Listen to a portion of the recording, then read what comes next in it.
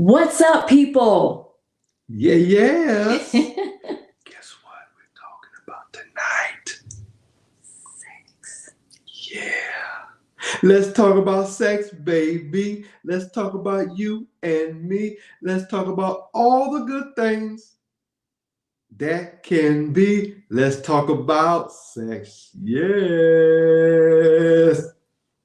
Okay. Mm-hmm. So that's how we're going to open this thing up. That's how we're opening it up tonight. Yes. So welcome, everyone. Yes. Please let us know where you are tuning in from on tonight. We are so excited that you have decided to join us on today.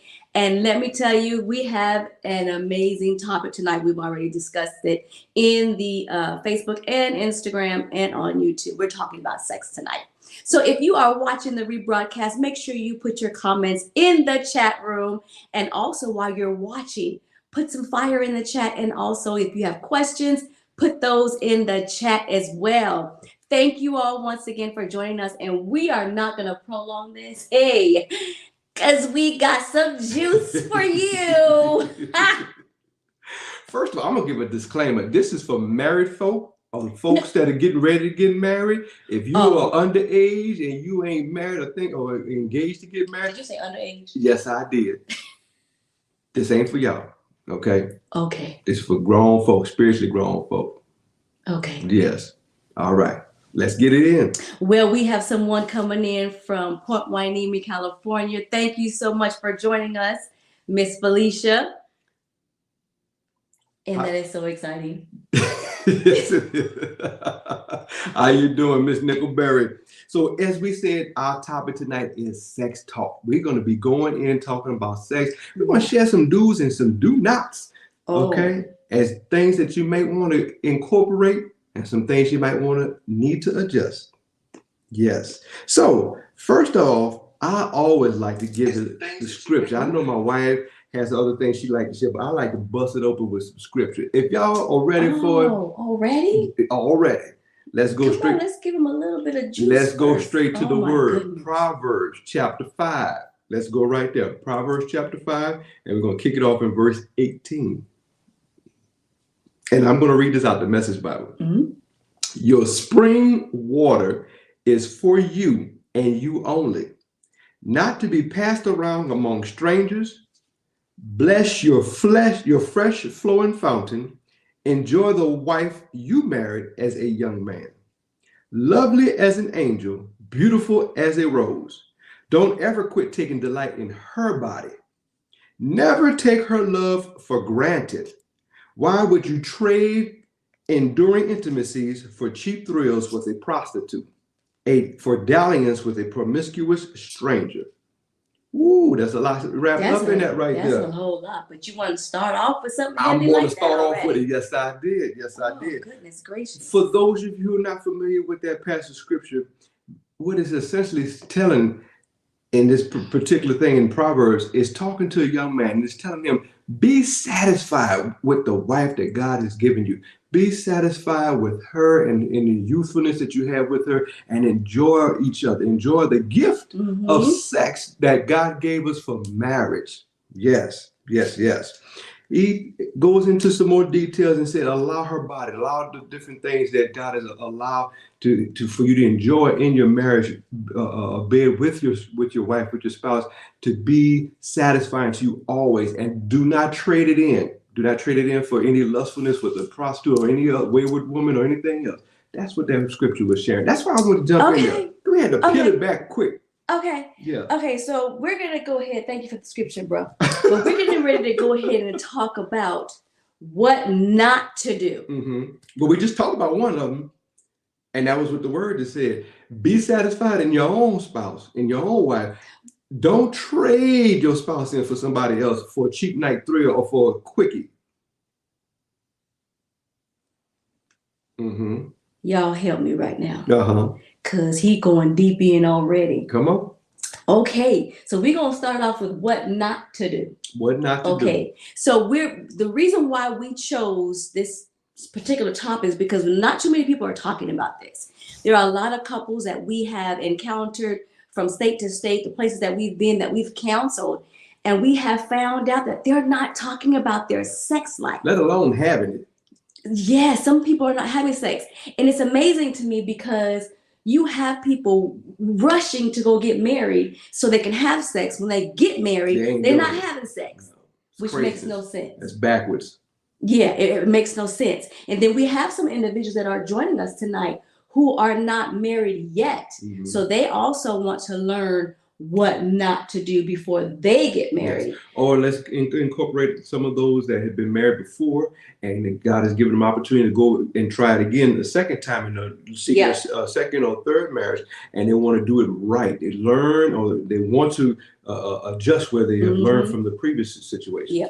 Well, see, we're going to have to tell a little bit of story about ourselves real quick, and then we're going to go into it. We had sex with people, multiple, before we got married. So when we got married, it was as if we had to learn how not to compare one another with our previous sex partners that we had. That is something that some couples do when they come in a relationship because of how one person may have had them hanging from the chandeliers, or they may have been having them in the car rolled up under something. I don't know. But anyway. I'm going in. Just like you. Yeah, we're going in. Okay. We're going in. We're talking real tonight. Yeah. So when you get married, you have to transform your mind so you will not compare your current husband to who you had, or your wife to who you had before. That's what I so that is number one on what not to do. Do not compare. Do not compare. Because what happens when you try to compare your spouse that you're currently married to somebody that is no longer in your life? Well, I'll tell you one thing, it's not fair to the current individual. I agree. It is not fair to them at all. And then the other portion of it is it's not a healthy, realistic expectation for them, because that's a totally different individual. Mm-hmm. If you have had that slate wiped clean, you need to get all that previous memories and previous thoughts and everything, get that all wiped clean so that way you can start afresh and anew with the new individual God has blessed you with.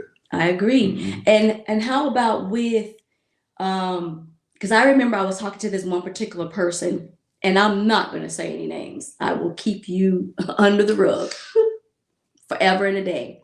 She mentioned to me how when she was having sex with her husband, she accidentally called him another person's name. Wow. And I was like, ooh. I wish we were able to have little things that pop up on the screen that, the little animation. Yeah. I was like, oh, wow. I'm scared for you. But did they talk about that situation?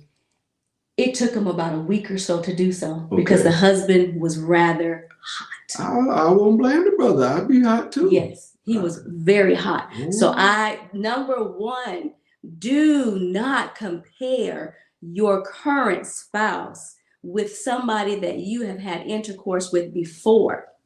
Now, I will say this, if you are, especially if you're walking in Christ, you definitely need to get your mindset right to be able to receive wholeheartedly your new spouse. If you had previous relationships or if you had previous marriages, you definitely want to have your mindset and centered and really focus it on your now spouse, because like I said, once again, that is not fair to your previous, to your current spouse in previous situations. Or if you were just promiscuous and then came into Christ, or just promiscuous and now you're trying to do things right, you owe it to yourself. Yep. As well as to your new bride or groom to be able to give them that space in your life now, outside of what everybody else or whoever else had it from before.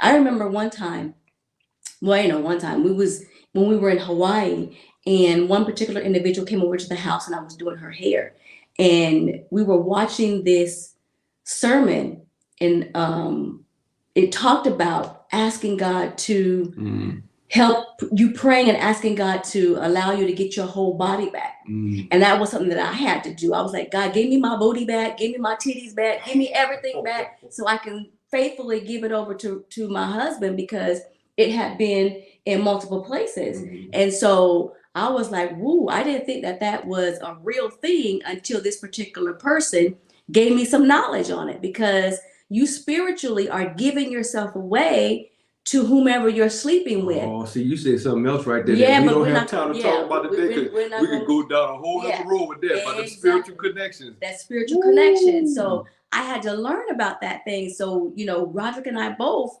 had to do that so we could be free to be able to give it to each other. Because, honey, let me tell you, people are not talking about this stuff in their relationships. All they're doing is just having sex, getting some booty, enjoying intimacy at times. But then when they get into a little funk, they're not having a conversation. Okay. So what is the next one? The next one is, do not lie to your spouse if they are not satisfying you. Don't just be going through the motions. Yes. Be honest, be real, be truthful, be transparent with one another. Yes, you have to be. Do you remember that conversation that we had? I think both of our feelings was hurt. Yes. We was butthurt Yes. when we told each other, you're not making it happen for me. It was real talk. It was eye-opening. Yes. It was captivating. It is necessary. You must do this to be able to enjoy and go forward in a healthy sexual relationship, in your marriage relationship. And one of the things we had to learn how to do, and this is for those who are married and getting ready to get married or looking to become married, you have to have these conversations so you may have to teach your spouse how to sexually satisfy you. Oh, got to share those likes. You have to share those erogenous zones. Yes. Got to share those areas that, this really works for me. This is my G spot. Yes. Because do you know how many women really have not had an orgasm because their spouse is not hitting it right? Or because he doesn't know her body. She may not even know her body. Exactly. Which we'll talk a little bit more about later. Getting to know, get education, get correspondence so you can know your body, know what works for you. Oh, yes. Y'all kind of quiet out there. Is this a little bit too heavy for y'all? I mean, because it's just like, but they still there, so they taking it in, listening. Well, listen, this is why we said we hope you're ready and you get your water, because you're going to have to take a couple of drinks, because this conversation is real conversation. Yes, it is. Yes, it is. And we're not playing with it, because we have ourselves gone through so many issues to where we really had to overcome. So we're here to give you the preventive tools to help you not go down the same road that we went down. Yes, yes. So don't lie to your spouse. Be honest and very transparent with this conversation. It doesn't matter what stage of your marriage you're at when you have this conversation. That's right. Now, this next one we're going to jump into, because this is something I had to learn early. Oh. I had to learn this early in our marriage relationship. Don't be quick to get up, canceling out your binding time. Bonding, brother. Bonding. I'm sorry. Bonding time. Your bonding time. What you mean by that? What do you mean? Well, because I had to learn you after the act. And most women, guys, after the act, they enjoy that skin-to-skin connection. They enjoy that contact, that cuddle, that just holding them. That's still there coming down from their orgasm. That's them coming down from their climax. Well, you should be kind of like resting in it too. We should, but for me, my back then my mindset was, no, I'm hungry. Now let's go get something to eat. But I had to learn to be continuous present in the moment, not be ready to just jump up and cancel out everything because what I felt, but I wasn't considering you. You were not. Not one bit at all. That's one of the reasons why our feelings was butthurt when we had that conversation. Because I was like, bruh, why you getting up so fast? I mean, can a sister enjoy this moment? Don't you want to enjoy this moment? I was thinking I was enjoying if I go grab something to eat and satisfy. Not so. Not so, brother. It's okay. But listen, if y'all have questions while we are going through this conversation or any comments, please put it in the chat because we would love to hear Yes. from you. If there are some things I that see you're some doing, stuff popping in. Let me get if my there are glasses. some advice that you could give, put it in the chat so other people can help get the help that they need. This is why we are here, All right. to help other people. So what is the next one? The next one, well, if you want to hit this one, there's a part B to the one I just shared was about that critiquing each other, yes. especially immediate. Now, we're not saying don't have a moment in time to critique each other because, like we said earlier, you need to share with each other things that are not working well for you and that's not satisfying, but not right after, not immediately following. Take some time. Put your thought process together on how you want to word it, how you want to articulate it, because you don't want to damage your spouse. No. You don't want to, because if you do that, you might cut something off that you desired and wanted for some time. Yes. You have to pick the right moment to have the conversation with your spouse. Don't do it right after. Like my husband said, right after you've had a wonderful encounter with each other. Even if it wasn't wonderful, wait. Yeah. Wait. Give it some time. Yes. Like I said, get your thoughts together before you share something. Are you laughing real hard? I mean, some of this is stuff that we've gone through, but some of this is also some things that we have over the years when we have coached and counseled some folks that we've heard, and it's like, what? Nothing surprises nowadays. So not at all. These are real-time issues. Not at all. So this one here, don't let Victoria be a secret anymore. And what do I mean by that? Oh, she out the bag now. Out the bag. Yes. Don't let Victoria's Secrets be a secret anymore. Y'all women, go get some good drawers for your man, okay? Some nice lingerie. Some lingerie. And if that's not your thing and you just want to get butt naked, then just do that. Okay. Birthday sometime. But find out what it is that your husband likes. And just because you are, let's just say, in your 15th or 20th year of marriage does not mean that there is no lingerie and Victoria's Secrets that is made just for you. Keep it spicy. Do what you need to do, but don't let Victoria be a secret. Now, that don't mean, brothers, that you off the table either now, because there's something that your wife wanted to see you in. Go and get yourself some leopard speedos or whatever the case may be, and you go ahead and do your thing. I wish I could do that. I can't do it. Okay, I can't do it. But anyway, so yes, don't allow that store to be, or even you can go to JCPenney's or Macy's. There's so much out there nowadays.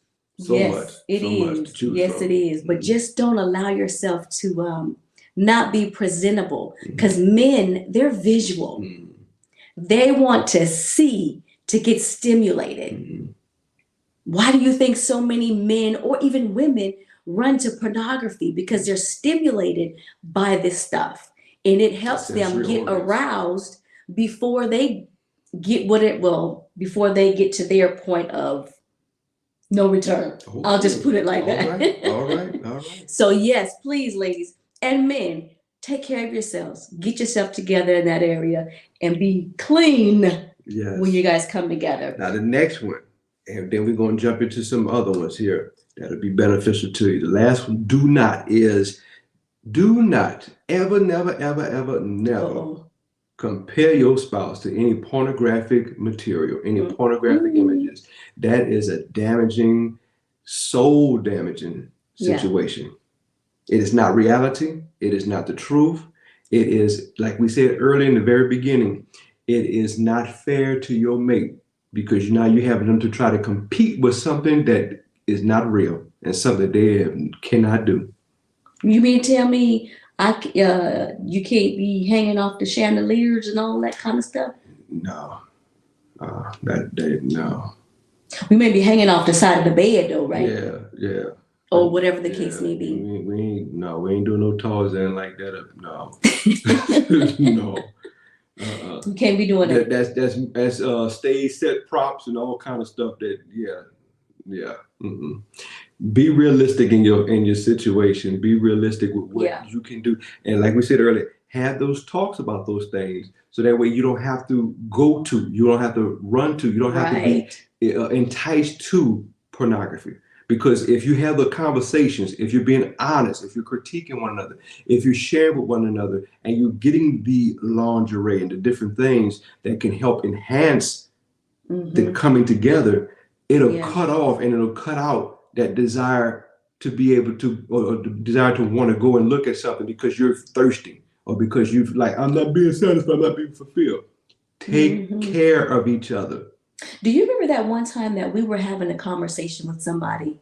I believe it was when we were in Hawaii, and we mentioned to them, it is not a good thing for a husband or a wife to leave their spouse away from being underneath the umbrella. And what I mean by that is leaving them opened to be accessible to all of the temptations. I can't even halfway talk. The temptations that are out there because you're choosing to be mad or you're choosing to stay in whatever state and not give each other what you're desiring and what you need. You've allowed them to come up from under that covering, that umbrella. So it's no, you're not. Yes, I am. Yes, no, you're not. It's time because you brought it out. Okay. It's time for some more scripture, y'all. Okay. All right. Oh, I thought you were getting ready to go someplace else. No. 1 Corinthians chapter 7, verses 1 through 5. And I'm going to read this out of the New Living Translation. Now, regarding the questions you asked in your letter, this is Paul talking. Yes, it is good to abstain from sexual relations. Listen good. But because there is so much sexual immorality, each man should have his own wife, and each woman should have her own husband. The husband should fulfill his wife's sexual needs, and the wife should fulfill her husband's needs. The wife gives authority over her body to her husband, and the husband gives authority over his body to his wife. Do not deprive each other of sexual relations unless you both agree. Oh, you put a big old B on Yes, that. I did. Unless you both agree to refrain from sex, unless you both agree to refrain from sexual intimacy for a limited time, so you can give yourselves more completely to prayer. It's not us that. If you're not giving yourself more completely to prayer, if you're not fasting, and if you have not agreed, y'all should be getting it on. It should be no withholding. Let's get it on. That's the word. 1 Corinthians chapter 7, verses 1 through 5. We can only give you what the word says. That's right. Don't be mad at us. We're just the messengers, okay? So we have given you some tools, and I'm going to give you a recap on this of what not to do. Do not compare your partner, your sex partner, your current spouse with previous sex partners that you've had. Do not lie to your spouse if they are not satisfying you and fulfilling your needs. Be honest with them so they can be able to fulfill your need. If you have to teach them, show them, be willing to do that. Don't be quick to get up after you have both climaxed. Lay there, enjoy one another. Continue to have that bonding time, that skin on skin time. And then do not allow yourself to be looking nasty. I'm just going to make it simple. When you want to be enticed by your spouse. That's not approachable. Take a shower. Yeah, please take a shower, brush your teeth, and do all that stuff. Okay. And then never compare your spouse to any pornography. Those are the what not to do's. So now, all right, let's go into the good stuff. What to do. Yes. Okay. Go ahead, bro. So one thing I had to learn as a young man in our early years of marriage, I had to stimulate my wife here first. Because before any physical stuff can happen, the mind needed to be stimulated.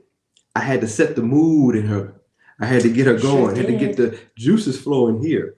So that way she was ready for the physical act. Yes. Now, what about those that, we're not really particularly talking to those who have medical issues.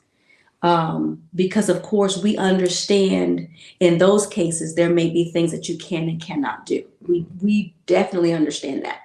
We are speaking specifically to those individuals who there is nothing wrong with you. You're just choosing not to stimulate your spouse or choosing not to have these conversations with your spouse. You're just being rebellious, I would say, stubborn. So I just wanted to put that caveat in there. This is for those who are well endowed and well enough to take care of your spouse. Now, we will talk about a little bit in a few minutes, a little bit more about those if you're having physical or medical issues, things like that. Okay. But yes, the sex starts early in the day. My husband, I remember at times he would send me these beautiful pictures and push my chest out there. Oh yeah. These beautiful pictures and texts that really, like he said, stimulated my mind, made me desire him even more so. So when he came home, then he may have come into just me wearing a coat. Yeah. And that's it. Or if nothing else, stimulating her just with words. Sharing how much I loved her, how beautiful she is. Whatever it was that she needed to hear, that I had to learn to understand and study her, that this is what gets her going. It wasn't just hey, I'm home now, let's do this because I'm ready. No, I had to prepare her throughout the day. I could be a microwave. You press button timer, I'm ready to go. She's an oven. Is that with most men? Yes. She's a conventional oven. You got the preheater, get her warmed up, and while she warmed up, boy, that joker good and hot. And even when you turn it off, that joker stay warm for a little while. So you got to understand that. And this is where I would say you have to study and know your spouse. Yes. This is why it's important for you to have these conversations. We cannot reiterate this at all. You have to have these conversations because you are not going to know what gets your spouse in the mood if you don't talk. All right, next one. Be naked when he or she comes home. That might get them, you know. Be naked. Be presentable. We talked about that, what not to do in that, but also what to do. They might enjoy looking at you, looking real elegant and fine in this beautiful dress that you have on, or either in this wonderful outfit or suit. However, it works for you. Be presentable with it. If you have the space, enjoy a shower with each other. Oh, get those nice Bath and Body Works is a wonder of all kind of beautiful fragrances and aromas. Enjoy each other in the shower. If you're capable and able, you got a tub. Get some stuff and put in the tub and enjoy the tub together. Okay, so let's address this though, babe. What if individuals don't know how to have that talk about sex? What would you recommend to them? If they don't really have good communication on a regular basis, how can I present having a conversation about sex to them? That is a good question. I can answer that from this standpoint. When we were not having it and I was frustrated, I was like, look, we got to talk. Yes. And then I would lay out to you, this is my issues, this is my problem. And then, of course, as wonderful as you were, you always came and shared with, well, I hear what you're saying. I understand it. I know I haven't been doing this, but it's all because of this reason here. So it was a bigger issue, an underlying issue that needed to be addressed. It wasn't that you was withholding because you just didn't want to give yourself. It was some other areas that I was neglecting or not paying attention to that was defrauding you from being willing to want to be in that place and space of giving yourself to me. Did it make it right? No. But at the same time, we had to just address that issue. So it's very important that even if I don't know how to, I get up the courage. Get the courage. Get the courage to have the conversation with your spouse so they can learn. Now, naturally, they're going to reject what you say, because you're hitting that prideful area that no man or woman likes to be hit in, because you think that you're fulfilling and doing something. Or let me reframe. You are, but not to the level of where your mate is desiring, possibly. So now I would add it with this too. If it is that uncomfortable for you to be able to just open up with that conversation, be creative, put it in a card, write it down, a letter, send an email, a text message, whatever. But you got to be willing to confront that issue. You got to be willing to open up the conversation. You got to have dialogue on it, and yes, you have to be open, honest, and transparent about the situation. Yes, you do, because we have seen and we have known for many couples over the years to get divorced because they're having a sexless marriage. And if we are here to try to prevent those things, is one of the reasons why we are giving you the tools and telling you all, whoever is watching this, have the conversation. As hard as it may be, it's necessary. It is necessary, especially if you want to remain in good that's not even a good way to say it. Good happiness. Go ahead, throw it out there. Yeah, in great standing with your spouse, should I say. It has to be discussed. Whether or not they are doing it right, you need to teach them. I'm reiterating this because it needs to be discussed. Yes.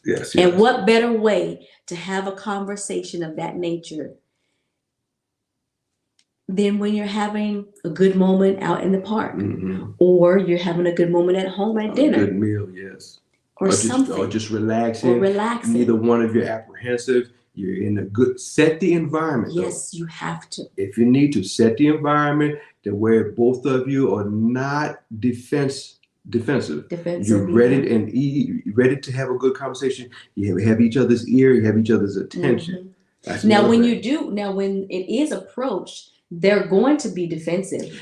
Naturally, they may not, but yeah. If that does happen, let you give yourself a moment or whatever. Give your spouse a moment, and don't walk away from. Don't leave the situation, but just put your big boy and your big girl panties on, and be willing to confront the challenging moment. Yes, because it's going to be beneficial for your relationship in the long run. Yes. And you will be preventing your marriage from having intruders come in unnecessarily. Yes. And this is what we are here to give you, those tools so you can prevent that.